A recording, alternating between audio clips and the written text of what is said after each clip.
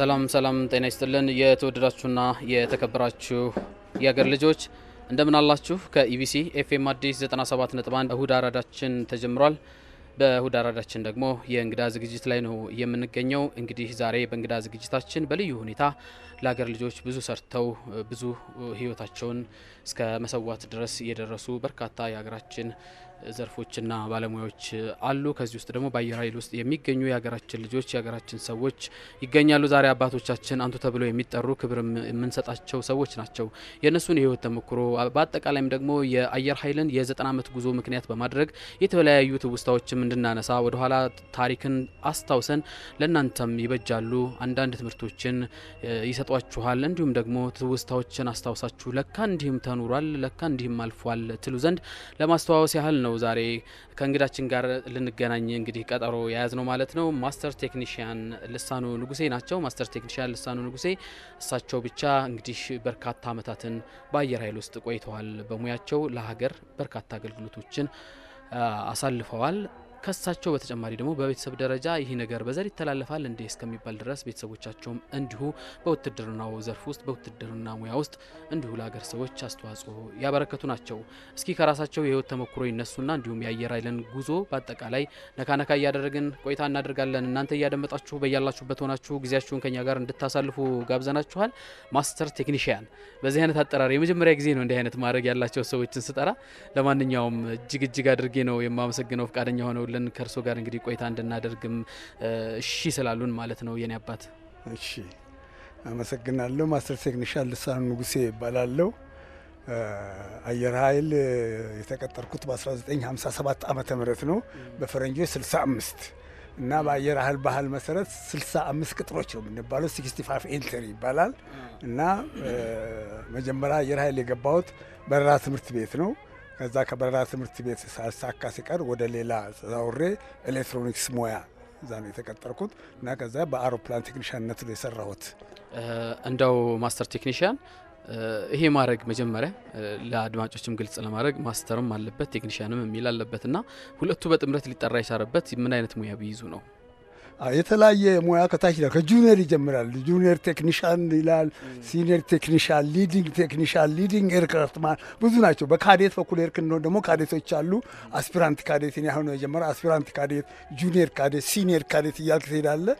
ከዛ በኋላ አንድ ቦታ ስለ ደረጃ ስትሄድ ወደ መኮንኖች ደረጃ ለመሄድ ወይንም ካልፈለክ በዚህ ትቀጥላለህ፣ አለበለዛ ፈተናም አለ። እነዛን ካለፍኩ መኮንን ለመሆን ትሄዳለህ። ከዛ ምክትል መቶ አለቃ ሻምበል ምናምን እያልክ ትሄዳለህ። ሁለት አይነት አካሄድ ነው ያለው። በዚህ በቴክኒሻኑም ከቀጠልክ ይህን ማድረግ ጊዜ ትሄዳለህ። የመጨረሻው እንግዲህ አሁን ማስተር ቴክኒሻን ያን ሙያ ማስተር አድርጎታል ማለት ነው። ይህን ሙያ ለማግኘት አገር ውስጥ ለምሳሌ የተወሰነ ደረጃ ድረስ ስኪል ሌቭል የሚባል አለ።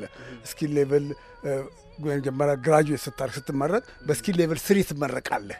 ተመረቅ ከትምህርት ቤቱ እንደገና ኦን ዘ ጆብ ትሬኒንግ ወይም በስራ ላይ እየሰራህ ስኪል ሌቭል 5ን ታገኛለህ። ትሰራለህ፣ ትማራለህ። አየር ኃይል ትምህርት አይቋረጥም፣ በምንም አይነት አይቋረጥም፣ እስከ መጨረሻ ድረስ አይቋረጥም።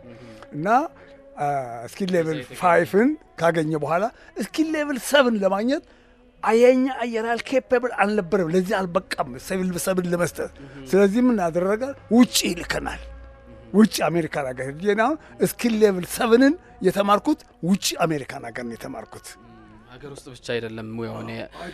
እንደው ከልጅነት ጊዜ ደግሞ እንነሳና ወደዚህ ወደ አየር ኃይል የቀረቡበት መንገድ እንዲሁ እዚሁ ተወልደው ስላደጉ ነው ያገኙት ወይስ ከሌላ ቦታ ተነስተው መጥተው ነው አየር ኃይልን የተቀላቀሉት? ከሌላ ቦታ መጥቼ ነው። ደስቲኒ ወይንም ደግሞ እድል የሚባል ሁኔታ አለ። በነገራችን ላይ ቅድም አንተ እኛ የኔ አቶ ንጉሴ ቤተሰቦች 12 ነን። ከ12ታችን ላይ 7ታችን ወንዶች ነን። ከ7ቱ 5ታችን ወታደሮች ነን። ከ5ቱም ደግሞ የሚደንቀው ሁሉም ውስጥ አለን።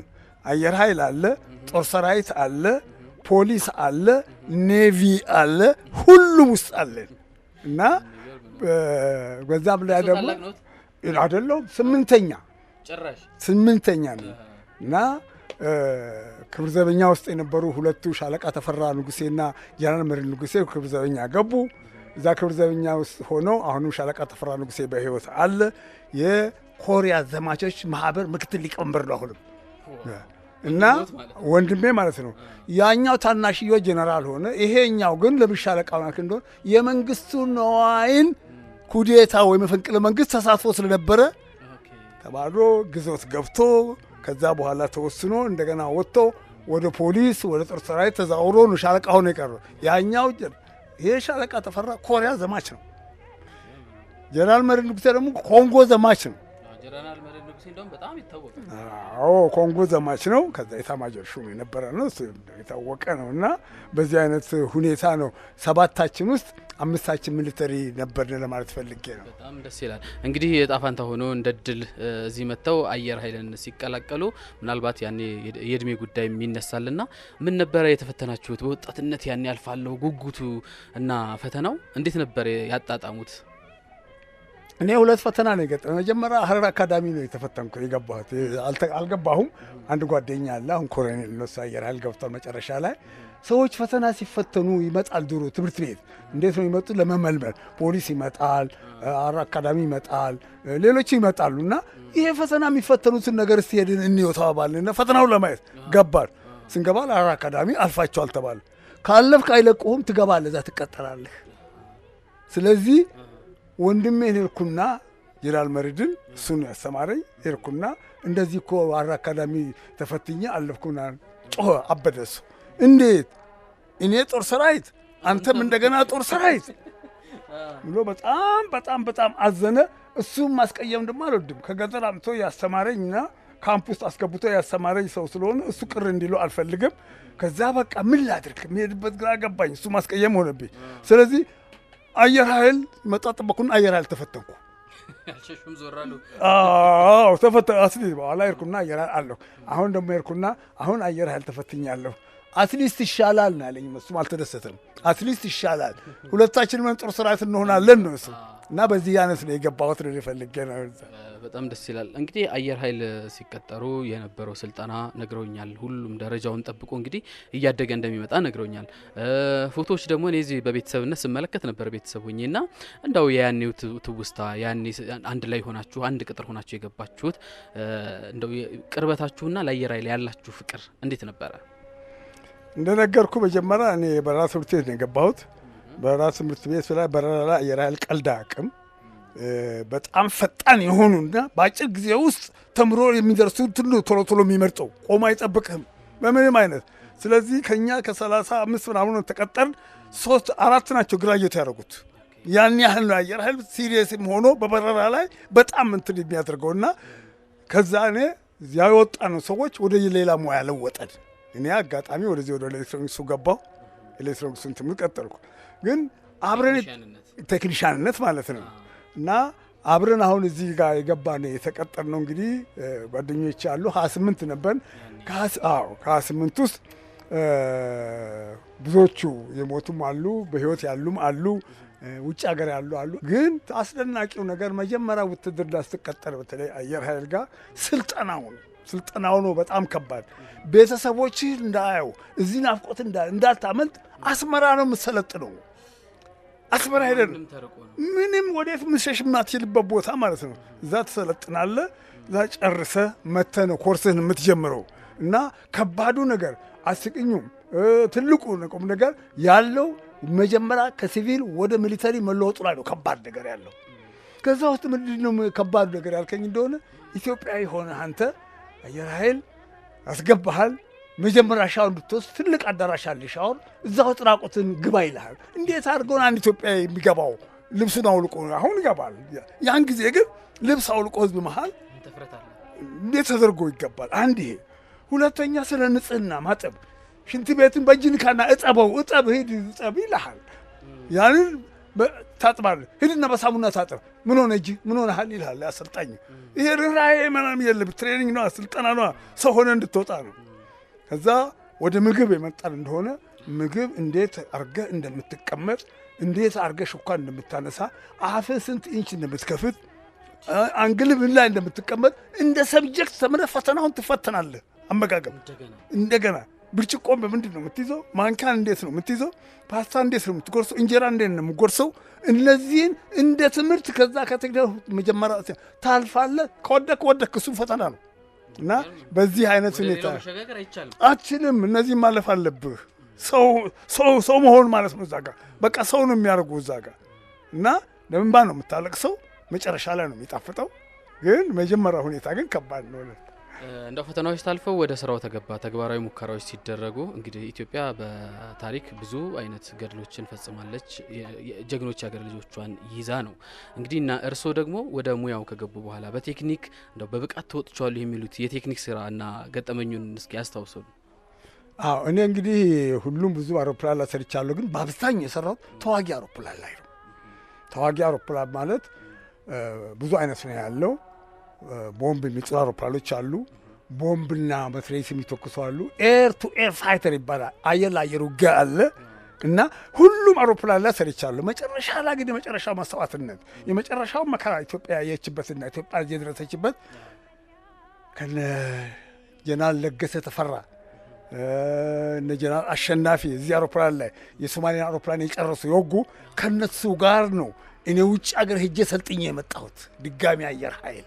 ይሄንን አውሮፕላን በአጭር ጊዜ አጥንተን ይዘን መተን ለሀገር እንደርስ። ምክንያቱም እኛ አውሮፕላን የለንም፣ ኤር ፋይተር የለንም፣ ሌላም ችግር አለብን። ሶማሌ ራሻ አፍንጫው ድረስ አውሮፕላን አስታጥቆታል። እንዴት አድርጋ ትወጣ ኢትዮጵያንን እንዴት ታድርግ? አሁን እኛም በአጭር ጊዜ ቶሎ ተምሮ የሚመጣ ፓይለቶች ቶሎ ተምሮ የሚመጡ ቴክኒሻኖች ተመርጠን በአስቸኳይ ሄደን በአጭር ጊዜ ተምረን ይዘን መጣን። እነዛ አውሮፕላኖች ይዘን የመጣናቸው 8 ናቸው። በ8 አውሮፕላን ነው የሶማሌን አውሮፕላን በሙሉ የጨረስነው። ማመን ከብደ አንደኛ መኝታ እንቅልፍ ይሄ ምናምን ይባል የለም። ገብቷላ እዚህ ደርሷል፣ ሶማሌ እዚህ ደርሷል። ምኑ ነው የምትሰኛው? ፓይለቶችም ትንሽ ናቸው፣ ቴክኒሻኖች አለን። አውሮፕላን ይመታብሃል። አውሮፕላን ሲመታብህ ስፔር ፓርት የለህም፣ አውሮፕላን አትለውጥም። ያንን ሌሊቱኑ ሰርተህ ለጧት ማድረስ አለብህ።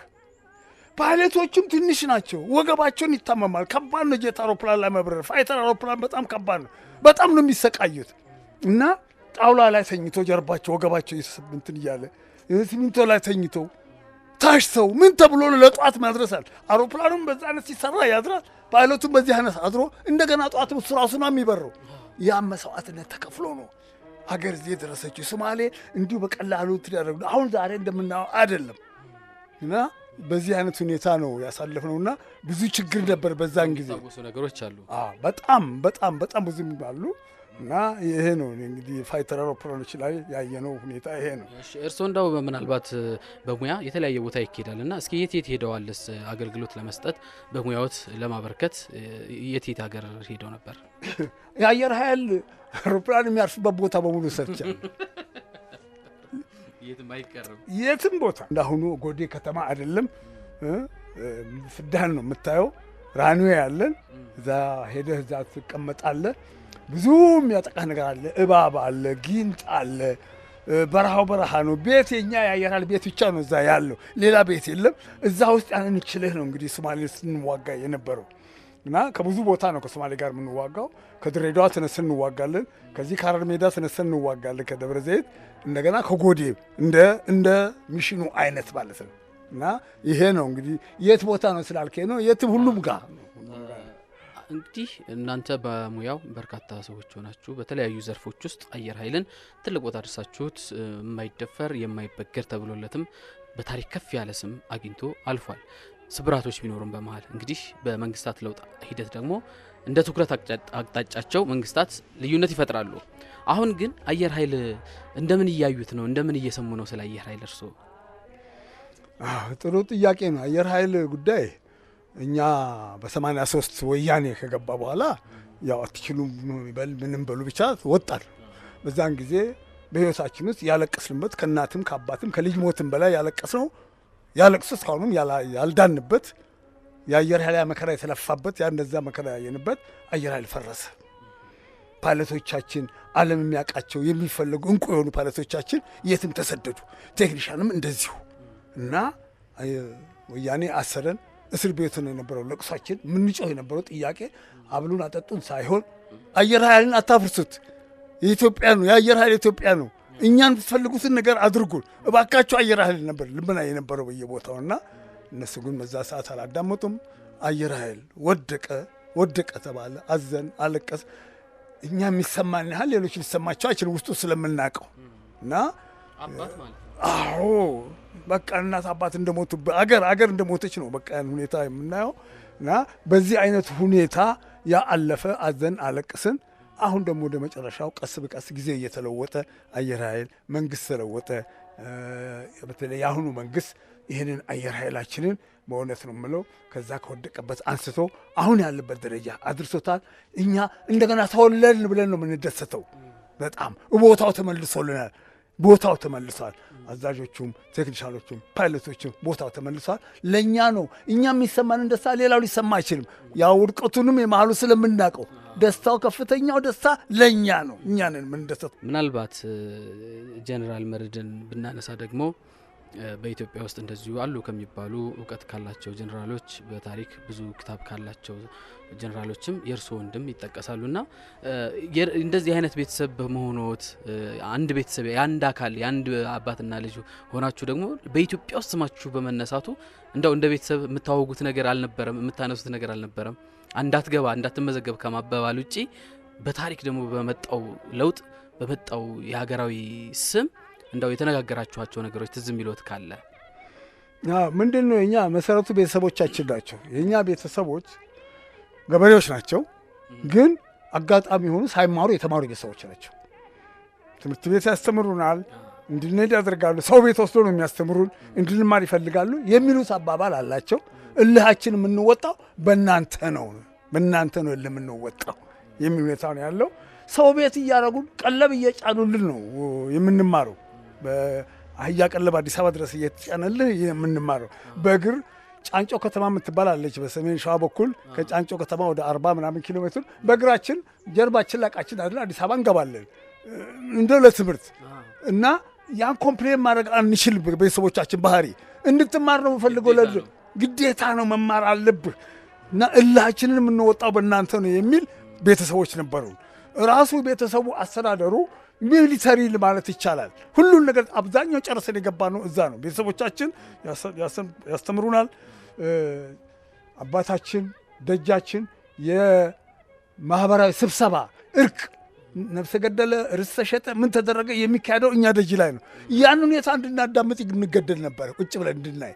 ከዛም በኋላ ይሄንን ስናደርግ ትምህርት ቤት ገብተን መጽሐፍ ስንጀምር ደግሞ አሁንም ያስቀምጡናል። እዛ ጋር ሲያስቀምጡን ጻፉ የተባሉን ይሉናል። እኛ እናቅም ለካ ያ ቃለ ጉባኤ ነበር። በኋላ ነው ያወቅነው። በኋላ እንግዲህ መተን ወደ ማህበራዊ ጉዳይ ገብተን ቃለ ጉባኤ መያዝ ስንጀምር ቀበሌ ሊቀመንበር ሆነ ስንሰራ ብላ ያ ነገር ከዛ ውስጥ ለካ እየወጣ ነው እና ቤተሰባችን መሰረቱ እነሱ ናቸው ለማለት ፈልጌ ነው። እነሱ ናቸው። ሙያ ውስጥ ከገባችሁ በኋላ እስከ ጀነራል መርዕድ ጋር በብዛት አትገናኙ ነበር እንዴ? እንገናኛለን፣ ግን መገናኘታችን የውጥረት ጊዜ ነበር። በጣም የውጥረት ጊዜ አለ። ትልቅ ችግር ነበር እንጂ ምን ፋታ አግኝተህ ነው የምትገናኘው? እንዴት አድርገህ ነው የምትገናኘው? ከተገናኘ ብርቅ ነው፣ ጉድ ነው በቃ። እና መፈንቅለ መንግስቱን ለምሳሌ በሚካሄድበት ጊዜ አንድ እሑድ እዛ ሄጄ አገኘሁት። በቃ አንድ ቀን ቁጭ ብለን እንጫወት ነው የተባባል። ምንድን መቼ ነው የምንጫወተው? በቃ ቀጥሮ እንያዝን አንድ ቀን እናውራ ምናምን ሲባል አሁን ቀጠረ ይላል አንድ ቀን። ያ የተቀጠልኩበት ቀን ኩዴታው ተካሄደ እና ጊዜ አልነበረንም። እርግጥ የት እንገናኛለን? ከሱ ጋር ጎዴ ላይ እንገናኛለን። አስመራ ነበረ፣ አስመራ እንገናኛለን። አሁን ጎዴ አንድ ለየት ያለ ታሪክ ከሱ ጋር አለ። የመጨረሻው ሶማሌን ስናስለቅቅ የመጨረሻው ጦርነት ላይ እሱ ጎዴ፣ እኔ መኝታ ቤት ተኝቶ ነው ያን ይፈጸም ነው። እዛ እኔ መኝታ ቤት ጎዴ እና በዚህ አይነት እንገናኛለን። እዛ አድሮ ምንድን ነው በዛን ጊዜ የነበረ መስዋዕት አንድ ጀነራል ታማዦር ሹም ግን ሄሊኮፕተር አዘው ሄዶ ሆቴል ድሬዳዋ አድሮ ማምጣት ይችላል። ግን አይደለም በቃ ያን ያህል መስዋዕት ይከፍላሉ በዛን ጊዜ የነበሩ ትልቁ ሰዎች እና እዛች ግን ጋር ተኝተን የመጨረሻውን ጦርነት ስናካሄድ ነበር። እንደዚሁ ከቤተሰብ ሳንወጣ ስራና ቤተሰብ መቼም ስራ እየሰሩ እርሶ አግብተዋል፣ ወልደዋል፣ ልጆች አሉ። እሱ ላይ እናወራ እስኪ። እንዴት ነው ቤተሰብ ጋርስ የሚኖሩት ግንኙነት? የጊዜ ማጣቱ አለ፣ ለሀገር መስራቱ አለ እና እንዴት ነው ስራና ቤተሰብ የነበረው ማኔጅመንቱ? ከባድ ነው።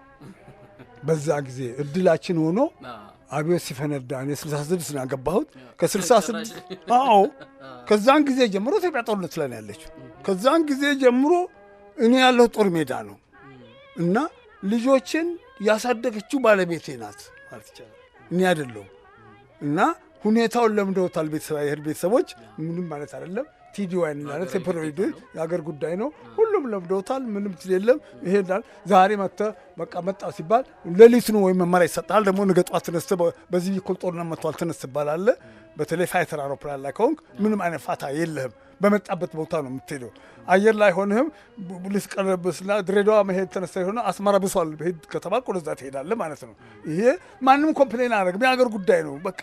እና በዚህ አይነትና ሄዷል። ግን እንደዛ ሆኖ ወልደዋል፣ አግብተው ወልደዋል። አዎ ስንት ልጆች አሉ? 2 ወንዶች ልጆች ናቸው ያሉት። 2 ብቻ ነው? አዎ 2 ናቸው ያሉት።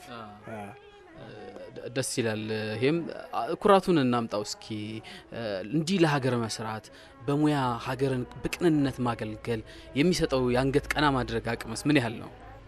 በጣም ከፍተኛ ነው። የምንጽናናውም በሱ ነው። በምንኖረው ኑሮ አይደለም የምንጽናናው። ለዛ ለሀገር ይሄን አድርጌያላታለሁ እኔ ያላረኩት ነገር አለ ወይ? ያ ያስደስተናል። አሁንም ኑሮ ተመችቷል አልተመቸንም፣ ግን መጽናኛና ትልቁ ሽፋን ያ የከፈልነው መስዋዕትነት አገራችን እዚህ አምጥቶ በዚህ አይነት ሁኔታ እዚህ ደርሳ የኔ ላብ አለበት። እኛ እንደ አየር ኃይል አባላት እኮ በጦር ሜዳ ብቻ አይደለም እኮ ከተማውንም እኮ ነው እኛ እንሰራ የነበረው። በትርፍ ሰዓት ከተማ ሰራ ነበር። ቀበሌ ሊቀመንበር ሆኜ ሰርቻለሁ። እንዳውም እዚህ ደብረ ዘይት ከተማ ውስጥ የኔ ጣት የኔ አሻራ ያላረፈበት ቦታ የለም። በመጨረሻ ወያኔ እስከሚገባ ድረስ ማዘጋጃ ቤት አደርበን እኔ ከቀበሌ እንጃ ከምሽቱ 6 ሰዓት ወዲህ ከቀበሌ የገባሁበት ሰዓት እኔ አላስታውስም። እስከ 6 ሰዓት ትሰራለህ፣ ጠዋት ደግሞ ተነስተህ ወይንም ትሄዳለህ፣ እዛ ማታ ትሰራለህ፣ ከዛ በኋላ ትሰራለህ። ሁሉም ጋር ነው እና መጨረሻ ላይ እኔ እንዳውም የማዘጋጃ ቤቱ የስራ አስፈጻሚ ኮሚቴ የልማቱ ዘርፍ ኃላፊ ነበርኩኝ እና ወያኔ ሲገባ አስረክበን የወጣ ነው እኛን ማዘጋጃ ቤት ነው እና ቀላል ነገር አይደለም። እንጆይ እናደርገው ነበር። በቃ እኛ የሀገር ጉዳይ ነው። የትርኪ ምርቂ ወሬ ምናምን አናውቅም። ሌላ ወሬ አሉባልታ ይሄ ምናምን ዘር የሚባል ነገር የለም። መድኃኒታችን ምግባችን ስራ ነው፣ ስራ መስራት። አለቆቻችን ደግሞ በዛ ቀርጸውናል። ጥሩ አለቆች ነበሩ። አገር ወዳዶች፣ እንደ ራስ እንደ ልጅ የሚያዩ አለቆች ነበሩ። ከተማርክ ጎሽ የሚሉ አዎ፣ ጎበዝ ከሆንክ ጎሽ ቀጥል፣ ተማር እዚህ ድረስ ብሎ የሚያሞግሱ አለቆች ነበሩ። እንደው ማስተር አለቆችን ብቻ ሳይሆን ባልደረቦች ፎቶዎችን ቅድም አይቻለሁ በወጣትነት እንዲያው ሁላችንም ሟሾች ነን። ለሀገር ሰርቶ ማለፍ ደግሞ ትልቅነት ነው፣ ትልቅ ስም ያሰጣል። ግን እናንሳቸውና እንደው ቢኖር ኖሮ ከሰውም ሰው ይመረጣልና ቢኖር የሚቆጨኝ ደግሞ የህይወቱ ማለፍ የሚቆጨኝ ብለው የሚያነሱልን ሰው የለም? እሱ ብዙ አለ። እንዳውም ከማዕከላችን ከኛ ጋር የውጭ ሀገርም አየር ኃይል የሚያስተምረው በነገራችን ላይ ታንዛኒያ ያስተምራል፣ ከሶማሌ ያስተምራል፣ ከሁሉም ሀገር አየር ኃይል ያስተምር ነበረ።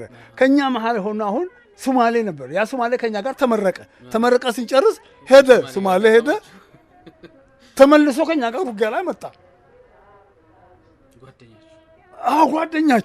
ጓደኛችን እና እሱ እኔ አላገኘቱም፣ ጓደኞች አግኝተውታል። አሁን እጁ ሰጥቶ ምን ብሎ እዚህ መጥቶ ታሪኩን ለነሱ የነገራቸውን በቀጥታ አላገኘሁትም። ሙሳ አሊ ይባላል እና አሁን ይሞታል አናውቅም። ስታቲስቲካችን ላይ ሁኔታ ያልታወቀ ብለን መዝግበን ይዘነዋል። መረጃው አለ። አዎ። እና የሚነግረን የነበረው እኛ እኮ ኢትዮጵያን በቀላሉ እናሸንፍ ነበር። በጣም ያስቸገረን አየር ኃይል ነው። በአየር ኃይል ምክንያት ነው ሶማሌ የተሸነፈችው ብሎ ለጓደኞቼ የነገራቸው ያለ እና ሌሎች ደግሞ አሉ ሳይወዱ የሄዱ የሚቆጨኝ ተገደው ነው የሄዱት። ፖለቲካል እንትኑ ነው እንጂ ኢትዮጵያን ጠልቶ አይደለም። እነሱ አሁንም እንገናኛለን፣ እንደዋወላለን። እንግሊዝ ሀገር አለ፣ አሜሪካን ሀገር አሉ፣ ይደውሉልናል። ያ መሰረታዊ ነገሩ አሁንም አልጠፋም። እኛ እኮ ጦርነት በአንድ በኩል አየር ኃይል እንደ ኳስ ጨዋታም አይነት ነው። ምንም እንትን የለንም፣ አናቅም። ፖለቲካ የሚባለውን ነገር አናቅም። እኛ ሽፍታ ነው፣ ሽፍታ ምን ማድረግ ነው። እና እንዴ እኮ እነዚህ እኮ አሁን እጄ የተኮርኩባቸው አባቴን የገደሉ አጎቴን የገደሉ ለካ 2 ቦታ ተከፍለዋል። እነሱ ጀባሃና ሻዕቢያ የሚባሉ አናቅም። እኛ ፖለቲካ ስለማናቅ እና በዚህ አይነት ሁኔታ ነው። አዎ ምናልባት አየር ኃይል ውስጥ በተማሩበት ሙያ ከማገልገል ባለፈ ደግሞ ለተዝናኖታዊ አገልግሎት እንደዚሁም ደግሞ መንፈስን ለማስደሰት የሚደረጉ እንቅስቃሴዎች ነበሩ። ከዛ ውስጥ ስፖርት አንዱ ነው። እዛ ውስጥ እርስዎ ነበሩ ይባላል። እውነት ውሸት? አዎ እውነት ነው። ቅድም ፎቶግራፉን ማሳይቻለሁ። እኔ የአየር ኃይል ቮሊቦል ተጫዋች ነበርኩ፣ ኤ ቡድን ማለት ነው። እና የጦር ኃይሎች ውድድር ነበረ። በጦር ኃይሎች ውድድር ሙሉን ብዙ አመታት ዋንጫ አሸንፈን ይዘን የምንገባው የአየር ኃይል ነበር። በጣም እና ኃይለ ሥላሴ ነበሩ። ከኃይለ ሥላሴ ልማት የምንቀበለው እና በጣም ጥሩ ጊዜ ጥሩ ሁኔታ ነበር እና የታወቀ የእግር ኳስም ነበረ ንብ የሚባል እንደገና ሯጭም እነ ምሩጽ ከዚህ ከኛ ጋር ስፖርት በአንድ ቁጥር ከበረራው እኩል ከዛ አይለይም። በቃ የማይለይ ሁኔታ ነበር በሁሉም አይነት ስፖርት በቶክስም በምንም በሌላ በሁሉም ነገር ተወዳዳሪዎች ነበር እና ይልቅ አንድ በጣም የሚያስደንቅ ነገር የሚገርመኝ ነገር በዛን ጊዜ የቶክስ ውድድርም አለ የአመታዊው። በዛ ቶክስ ውድድር ላይ አርሚው ነው ማሸነፍ ያለበት ቶክስ፣ ግን የሚያሸንፉት የአየር ኃይል ጀነራል አማሃ ፓይለት ናቸው። ጀነራል አማሃ ነበር በዚህ በቶክስ በኢላማ እና በጣም እሱ ጎበዞች ሰዎች ነበሩ። እነሱ ሁለገብ ችሎታ የነበራቸው ልዩ ሰዎች የነበሩ ናቸው አየር ኃይል ማለት ነው። ስራው ላይ አብራችሁ ትቆያላችሁ። ከዚያ በኋላ ግን አብሮ የመብላት አብሮ የመጠጣት ሚዜ የመደራረግ ድግስ ላይ የመገናኘቱን ነገር ነው። አሁንም ድረስ እንደዛው አለ ስለተባልኩኝ ነው። እና ለማህበራችን አለ የጸና ማህበር ነው። በወር እንገናኛለን። እና ምን የሚባል ማህበር ነው? ኢቲሲ6 ኤሌክትሮኒክስ ኮርስ ማለት ነው። የኤሌክትሮኒክስ ኮርስ ማለት ኢቲሲ ስድስተኛው የኤሌክትሮኒክስ ኮርስ በአየር ኃይል ስድስተኛው የኤሌክትሮኒክስ ኮርስ ማለት ነው። የዛ ባቾች ማህበሩ አለን። ብቶቻችን አብረው አሉ። በየቤቱ ሄደና እየመነመን የሞተም ሰው ቅድም ባልኩ መታም እየተበታተን አንሰን አሁን ደብረ ዘይት ውስጥ 4 አለን። አዲስ አበባ 2 አሉ። እስቲል ግን አለን። ያ አሁንም የለም አለ። አሁንም አለ። አሁንም ሊቀመንበር ነኝ እዛ ሲጀመር ጀምሮ ማህበሩ አንዳንድ ብር መዋጮ ነው የጀመርነው። ምክንያቱም የምናገኛት ገንዘብ ትንሽ ናት። 28 ብር ፖኬት መኒ፣ ከዛ 68፣ ከዛ 108 እንደዚህ እያለ በቂ ገዛ ነው ተነስተን የጀመርነውና አሉ ቤተሰብ ነን። በጣም ከስጋ ዝምድና በላይ በጣም እንቀራረባለን። ዛሬ እርስዎ ሀገር ይመለከታሉ፣ ይመክራሉ ለሌሎች ልጆች ይሄ አይበጅም ይሄ ይበጃል እንዲህ ብታረጉ እያሉ ደግሞ ለኢትዮጵያ መልክ የሚበጃትን እንደው አቧራዋን የምታራግፍበትን አካሄድም ሀሳብ ይሰጣሉ ብዬ አስባለሁ። ምክንያቱም ቀና ነዎት፣ ብዙም ሰርተዋል። እዚህ ቢሾፍቱ ላይ እንደው የሚሰራውን ስራ ታዝበውታል፣ አይተውታል ከተማው እንዴት እየተሰራ እንደሆነ? አዎ በጣም አውቃለሁበት። ያን ባንድ አውቃለሁ። ከሚመኙት ነገር አንጻር ኢትዮጵያ በዚህ ውስጥም ልትገለጥ ትችላለች። በየቦታው እንደዚህ አይነት ስራዎች በተለይ የኮሊደር ልማቱ አሁን በጣም በስፋት እየተሄደበት ስላለ እሳይ የሚባለውን እሳይ አበጀ አይ የሚባለውን ደግሞ እንዳባት እርሶ እንደው ማንሳት የሚፈልጉትም ነገር ካለ በዛው ሰፋ አድርገን እናንሳው። ይሄ ነገር በሙሉ ሀገሪቷ ላይ የማንም ሰው ተቃውሞ የለውም በእኔ አመለካከትና ከሌሎችም ጋር ዲስከስ እናደርጋለን እናያለን። ምንድነው አስተዳደራዊ ሁኔታው ነው አካሄድ እንጂ ያንን ልማት የኔ ቤታውን ይፈርሳል፣ መፍረስ አለበት። ምክንያቱም ወቅቱ ያመጣው እንትን ነው እና አገር ለማሳደግ የመጣ ነው። ግን መፍረሱ ሳይሆን እኔ የት ሄዳለሁ፣ ለእኔ ምን ታስቧል? አሁን ጥያቄያችን እዚህ ያለው ምንድን ነው? ያ ሲስተም ነው። አሁን በተለይም እዚህ አካባቢ አሁን አዲስ አበባ እናውቀዋለን፣ ሚዲያውን እንከታተላለን፣ ዘመዶቻችንም አሉ እናውቃለን። ቢሾፍቱ ላይ ግን የሚካሄደው ሁኔታ በትክክል ቦታ ተሰጥቷቸዋል፣ ተዘጋጅቶላቸዋል። ይሄ ከፍተኛው ቅሬታችን ነው። ለምን ፈረሰ ምናምን ሌላ ነገር ሊያወሩ ይችላሉ። የለንም ተቃውሞ። አፍራሽን አብረን ገንቢነን አብረን ነው የምንገነባ፣ አብረን ነው የምናፈርሰው። ግን የሚጠቅም ነገር ላይ መሳተፍ ነው። አዎ ምን ይደረግ ታዲያ? ዝም ብለህ ትጣላለህ ወይ? እኔ አሁን ይሄን ቤት ሰራው፣ ከባንክ ተበድሬን የሰራሁት በባንክ ዕዳ የተሰራ ቤት ነው። አሁን ይፈርሳል ሲባል የት ነው የሚሄደው ነው የኔ ጭንቀት። አሁን እዚህ ጋር ትሄዳለህ፣ እዚህ ጋር ይኸውልህ ይሄን ይሰጥሃል። ሌላውም የሆኑም አሉ ጓደኞችም ማቃቸው የሁሉም ይሄ ነው እንጂ የእድገቱንማ እንዴት ነው የምትጠላው? እንዴ እኛ ደስታ ሊገለን እኮ ነው ያን እያየን፣ ግን ጉዳቱ አብሮ ያሉትን ጉዳት ለምን? ሁለተኛ እንዴት ነው አስተዳደራዊ ሁኔታው፣ ሰላማዊ አስተዳደራዊ ሁኔታ፣ ዲሲፕሊኑ፣ ትህትናው፣ ጉልበት አለኝ ብሎ የሚደረግ ነገሮች አሉ እና ይበቃል፣ አታፈርሳል፣ ምንድነው ይሄ ምናምን ለምን ይባላሉ? የእኛ ጥያቄ ይሄ የሀገር ጉዳይ ነው ላልገባውም አስረድቶ ያን ማስተምሮ እኛም ሽማግሌዎች አለን ያን መክረን ይሄን ተመካክሮ የመስራቱ እንዲኖረው ይሄ ነው አሁን እዚህ የጎደለው እንጂ ልማቱ ማን ነው የሚጠላው? አልሚ አንዱን ያደለውም እንዴ? እና ይሄ ነው ያለው ሁኔታ። እንግዲህ ማስተር አየር ኃይል 90 ዓመታትን አስቆጥሮ ዛሬ በተለያዩ ሁነቶች ክብረ በዓሉ እየተከበረ ነው። እርሶ ደግሞ በህይወት አሉ፣ ይሄን እያዩ እየሰሙ ነው። እዚህ መድረስም ትልቅ ጸጋም ስለሆነ እርሶ የተሰማዎትን ስሜት ቢያጋሩን ደስ ይለኛል። አዎ ቅድም ያልኩት ሁኔታ ነው። የኔ ሰርግ ነው ዛሬ፣ ድግሴ እኮ ነው፣ የኔ ነው እኮ። ምክንያቱም ቅድም የተናገርኩት ነገር አለ። አየር ኃይል ለዛ ወርቆ እዛ ደረጃ ደርሶ አዝነን እንደገና አሁን ድኖ ተነስቶ ከፍተኛ ደረጃ ደርሶ የሱም በዓል ማየት ማለት እኔ የበለጠ የምደሰተው።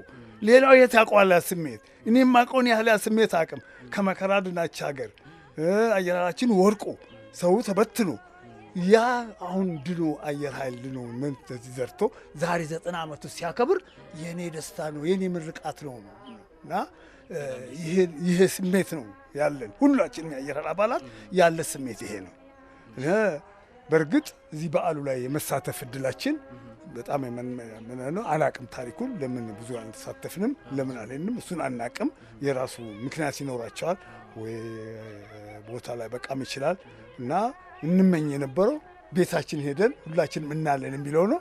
እሱ ቅሬታ አለ? አዎ አለኝ። እጅግ አድርጌ አመሰግናለሁኝ። ከኔ ጋር እንግዲህ በዚሁ እንሰነባበታለን። የመሰናበቻ መልእክት ካለዎትም ለሀገር ልጆች የሚያስተላልፉት ነገር ካለም እድሉ ልስጦት። በጣም ነው የማመሰግነው። አንደኛ ይሄን ነገር ማድረጋችሁ ጠቀሜታ አለው። ሁሉም ሰው ይሄን ነገር ይሰማል ያላለውን ችግር። ሌላው አሁን ትልቁ ነገርኛ ትኩረት መደረግ ያለበት አገር ጉዳይ ላይ መንግስት ይናገራል፣ ሁላችንም እንሰማለን። ዘረኝነት መጥፋት አለበት፣ ጦርነት መጥፋት አለበት የሚለው ጉዳይ በጣም ነው የሚከነክነን። እኛም በተለይ ያመናል። የምናውቀው ነገር ስላልነበረ ስለ ዘረኝነት ምንም የምናውቀው ነገር ገሌ ትግሬ ነው ኦሮሞ ነው ምናምን የምናውቀው አላደግንም በዛ ውስጥ እና ያ ያሳምመናል። ሌላው ወጣቶች ላይ በጣም ከፍተኛ ትኩረት እንዲደረግ ያስፈልጋል። ትምህርት ቤት ላይ በጣም የተደረገ ነው አያለሁ ሰማለሁ፣ ግን የበለጠ ገና ስራ አለብን ነው። ሼፕ አፕ አድርጎ አስተካክሎ ልጆቹን አገር ወዳድ እንዲሆኑ ትምህርቱም እንዲማሩ ይህን የማስተካከሉ ጉዳይ ኃላፊነቱ ቀላል አይደለም። በኢትዮጵያ እሱ ትልቅ ወጣቱን እኛን የሚተካ መዘጋጀት አለበት የሚል ነው እና ይህንን አመሰግናለሁ።